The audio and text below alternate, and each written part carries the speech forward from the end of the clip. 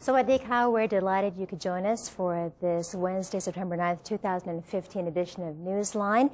Newsline broadcasts live on NBT, Radio Thailand FM 88, and also on NBT World. And my name is Sandra Hanutsaha.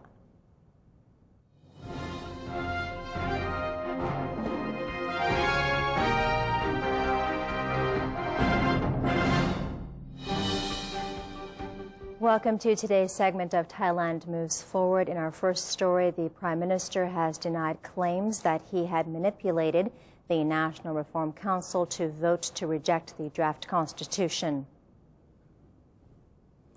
Prime Minister Prayut Chan-o-cha said that he personally thinks the National Reform Council, or NRC, voted to reject the draft charter on Sunday because of concerns from a democratic point of view and the opinions of some politicians who had suggested the draft may fail in a public referendum anyhow. Prime Minister Prayut believes if the public wants a different constitution and the country is equipped with the right national strategies, all the efforts at reform will still be able to be carried on. He firmly asserted that he had never ordered the NRC to vote to reject the draft charter and that there will not be any sort of power inheritance. The cabinet has reportedly been instructed by the Prime Minister to help search for qualified persons to serve in the new team of charter drafters. Following the National Reform Council's rejection of the draft constitution, Justice Minister General Phaiboon Kumchaya disclosed that Deputy Prime Minister Wisanu Krangam clarified to the cabinet the roadmap for drafting a new version of the charter. In response to concerns that the two-year time frame might be too long, the Justice Minister insisted that every necessary procedure is determined by the existing roadmap. As the selection of 21 new members of the Constitution Drafting Committee is underway, General Phaiboon said the selection criteria stipulated by Section 33 of the temporary charter will be applied to the candidates. Furthermore, he disclosed that Prime Minister General Prayut Chan-o-cha has asked the cabinet to nominate qualified persons to become part of the new charter drafting team. The cabinet has approved of policies to assist small and medium enterprises. Deputy Prime Minister of Economic Affairs Somkit Jatusipitak revealed that the government will establish a 100 billion baht fund to loan to SMEs at an interest rate of 4%. The fund will be primarily provided by the Government Savings Bank. In addition, the government will offer an income tax rate at 10% to SMEs with profits less than 3 billion baht for a duration of 3 years. The government will also establish a 6 billion baht fund to assist new SME ventures. In the meantime, Deputy Government Spokesperson Wirachon Sukontapatipak revealed that the cabinet has approved a sum of budget to improve the country's water management system. On to the matter of national water management. The cabinet today agreed to a budget allocation for drought and flood mitigation project. Especially 3 projects on renovation and development of water resources were approved. These projects include a pond and canal dredging project in Prachinburi province, a reservoir and stream dredging project in Kanchanaburi province, as well as dike and floodgate construction in Sakon Nakhon province. On to matters of the first car policy. The Thai government today determined the deadline for car delivery under this program to be on 30th September 2015. This means that those who receive delivery of their vehicles under this scheme will not be entitled to any benefits after this date, including the cash rebate. The cabinet has approved of the appointment of Phongpanu Sawetarun as permanent secretary of the Ministry of Tourism and Sports. กอบการวัฒนวรังกูล Minister of Tourism and Sports, revealed that the ministry has granted her request for Mr. Phongpanut to replace Aripong Puchaum, who will move on to serve as permanent secretary of the Ministry of Energy. Mr. Phongpanut, who has extensive financial experience, said he has prepared new strategies for the revitalization of the country's tourism sector. The National Council for Peace and Order, or NCPO, has announced increased security measures at all airports to prevent perpetrators of violence from entering the country. NCPO spokesperson Colonel Winthai Suwari said the move includes inspection of passports and luggage by security officials to prevent another incident that would disrupt national security. Colonel Winthai said the new policy is designed to create confidence in the level of safety in Thailand for Thais and foreign nationals.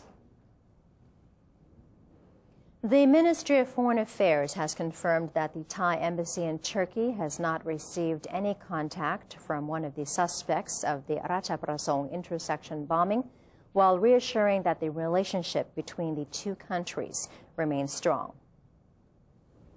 Foreign Affairs Minister Don Paramatvinai reported the progress of tracking down Ms. Wanna Suansan, identified as one of the suspects in the deadly bombing at Ratchaprasong intersection, saying the Thai embassy in Turkey has not heard from the suspect yet, and it is unclear whether she still remains in Turkey or not. The Foreign Ministry at the moment still lacks proper technology to pinpoint her whereabouts abroad.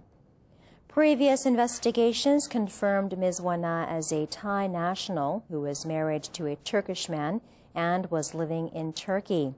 She was also found to be the owner of an apartment room in Minburi district of Bangkok, where bomb components were discovered by police. The impact of the deadly explosion at Ratchaprasong intersection was only short-term, as a large number of tourists, both Thai and foreign, have been seen visiting the Erawan Shrine, and Kun Sochun Lim Krengrai has more for us.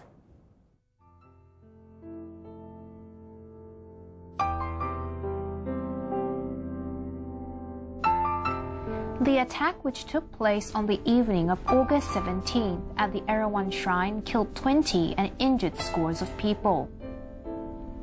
Prime Minister General Prayut Chan-o-cha called it an attempt to destroy the country's tourism and image.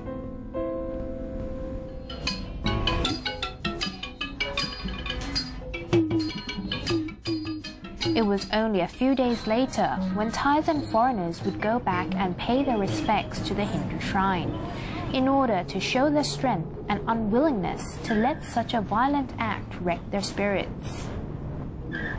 Today, more visitors are pouring in, while floral garland vendors can be seen inside and outside the shrine, which indicates that confidence has been fully restored among the tourists and the locals. Yeah, sure. I'm sure this is just an accident, but the security of Thailand, the tourism is still great. Yes, I think so, because when we arrive, it's a lot of place, and we have faith in them. Okay. Thailand is so amazing place, you know, so we should come. Yes, we come here to play our health and work and love and everything. I think the God will bless it. Everything will be fine. In addition to much higher confidence, the Erawan Shrine has been beautifully renovated with new fences, while the Brahma statue has also been fixed. The blast left the statue with a broken chin and scratches on the hands and some other areas. Tourists visiting the place seem to have no fear or worries, much thanks to a quick response by Thai authorities after the incident. Security personnel are now working day and night to ensure everyone's safety. Well, I see a lot of police around and guarding the whole place, and I'm sure the security has been tightened very well. When I came here, my family has concern about security, but I think the chance of getting into the accident is very small.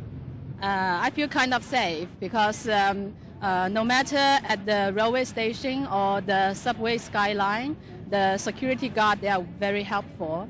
I think it is okay because it is for the safety everyone. As for investigation, huge progress has been reported. Arrests have been made, and a number of arrest warrants have been issued.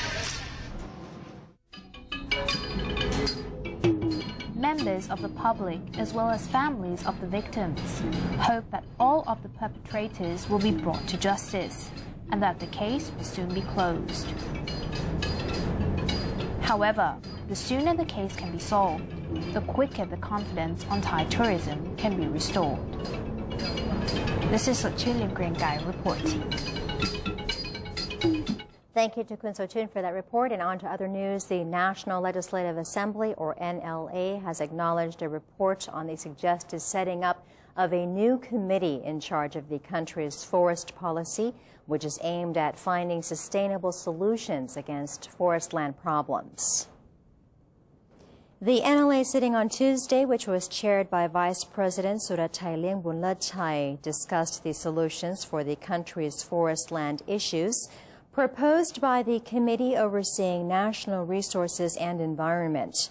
Committee Chairman Admiral Wanlop Gertphon told the Assembly that due to a high rate of deforestation as a result of land encroachment at various national forest reserves, that there will have to be more measures to control such action and to mitigate any risk to the country's forest resources in a sustainable manner.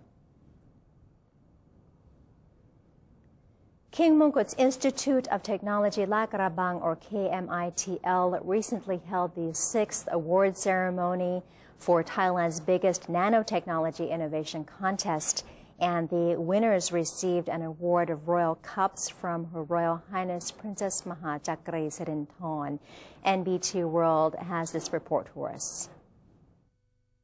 There are many outstanding innovations created by more than 100 students across Thailand attending this event. The majority is secondary school students.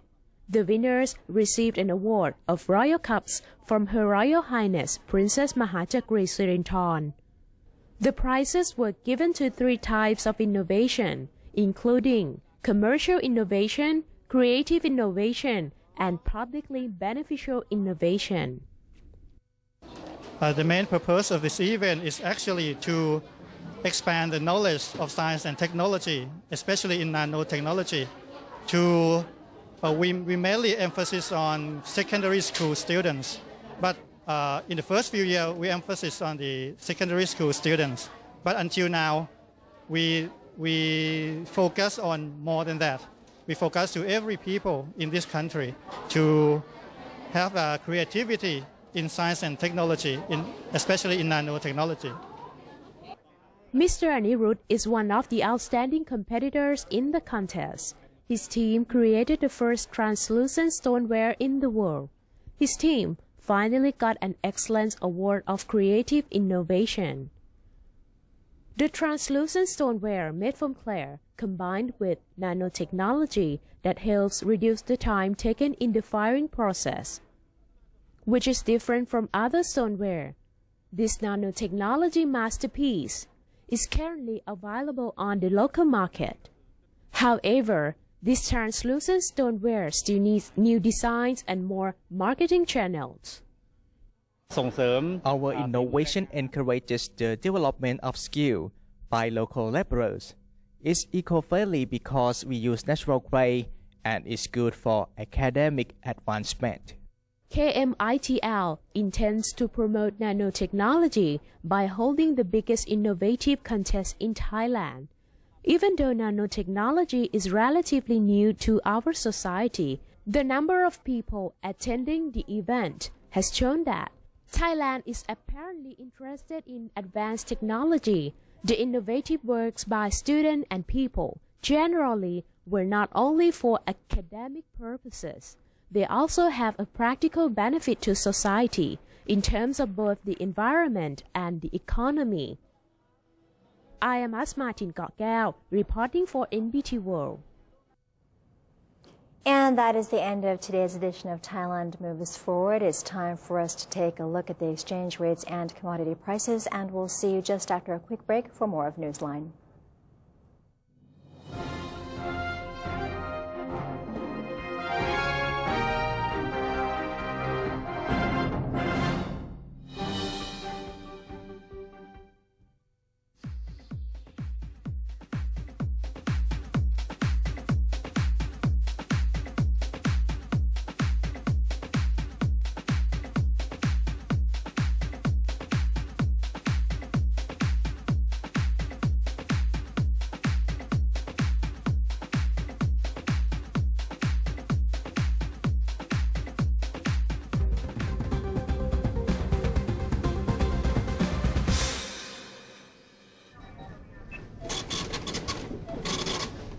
How could you do that to me? Stop it! Huh? Don't you get it? I don't need you anymore. Enough! We're through. There's someone else in my life. Say no to the past. Bring your own bag. Say no to plastic.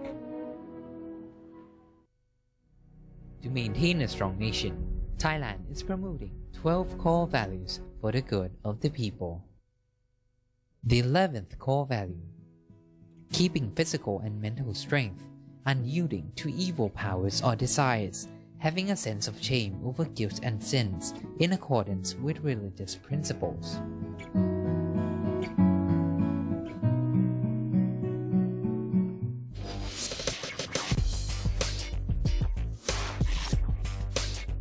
Multiple perspectives, insightful commentary on Thailand with The Insider every Sunday morning at 10:30 on NBT and NBT World. Welcome to ASEAN, a community comprised of 10 countries, each with its unique culture and history, now unifying to bring added prosperity to the region. For centuries, each country remained independent, but now we are coming together to compete in the 21st century globalized world. ASEAN is bringing together more than 600 million citizens and a total land area of 4.4 million square kilometers, and is providing economic opportunities, trade, travel, and new educational possibilities. The combined GDP of all 10 ASEAN countries comes to a total of $2.4 trillion, which means the ASEAN entity ranks amongst the world's major economic powers. The future is here. Welcome to ASEAN, the community of opportunities. The Southeast Asia region is now becoming one.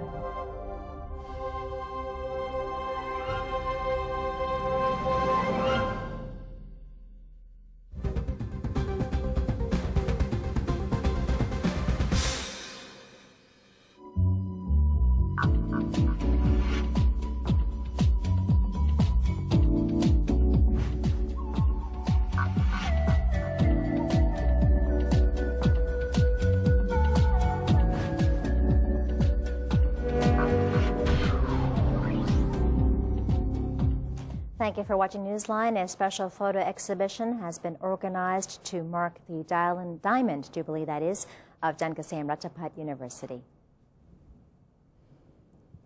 Cambodian ambassador to Thailand, Eid Sophia, has chaired the official photo exhibition known as Two Kingdoms, One Legend, which is a part of the celebration of 75 years of Jankasem Ratchapat University and 65 years of diplomatic ties between Thailand and Cambodia. The exhibition was initiated in hopes of boosting the understanding and relations between the two Southeast Asian neighbors through the photos which portray the stories of and the cultural connection between both countries. There was also a launch of an outside reading book for Khmer language classes.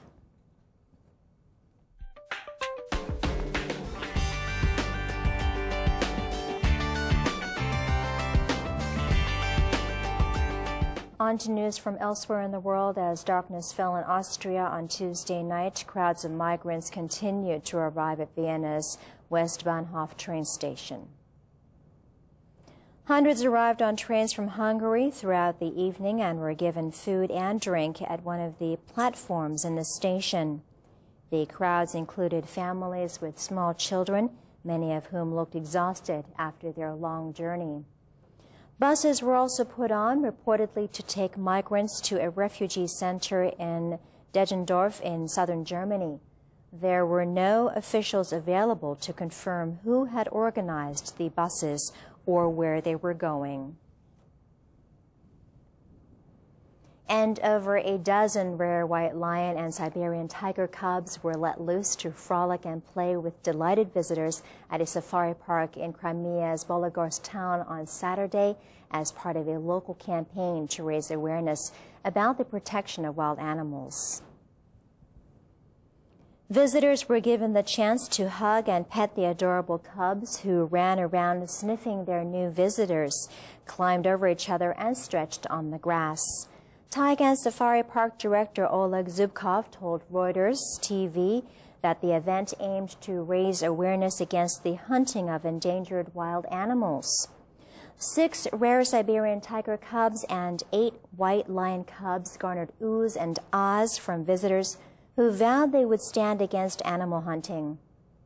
Siberian tiger cubs, also known as Amur tigers or Ussuri tigers, are the world's northernmost tiger species. In the beginning of the 20th century, the population of the Siberian tigers was declining, with just dozens of animals inhabiting the Russian Far East. By 2015, the population increased to about 500, but scientists still consider these species endangered. And that's all we have for you in this edition of Newsline. If you have any comments or suggestions, then do feel free to email them to us at newsline.nbt@gmail.com. You can also follow us on Facebook by simply typing in NNT, and do check out our website at thainews.prd.go.th/en. We're saying goodbye today with a giant panda in San Diego Zoo celebrating its 24th birthday. I'm Sandra Hanu Saha for Newsline. Have a great day. Sawadee ka.